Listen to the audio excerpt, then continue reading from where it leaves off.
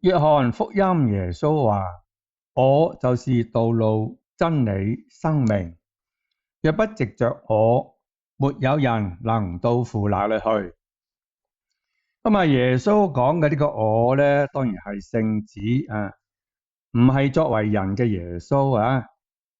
聖子啊，即係道成肉身嘅嗰個道。所以呢句話呢，小弟就理解為道就是道路、真理、生命。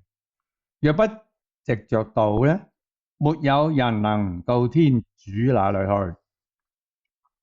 咁呢個當然係真理啦。不過天主之道呢，就無涯無際噃，會唔會包括埋其他宗教嗰啲同天主之道幾乎係一致嘅某啲道理呢？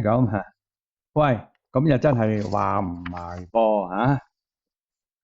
耶穌就謙卑就和善佢只係吩咐宗徒代佢出去傳福音喂，從冇叫佢哋出去就撩事鬥非，又或者去剿滅所有其他嘅宗教況且就馬太福音呢，就耶穌亦都說過雖不劍者就必被劍亡中國儒家、道家、佛家嘅思想裏邊呢其實呢有好多都係同天主嘅道理呢係一致嘅你話聖經之外就一定無真理，真係打死小弟都唔信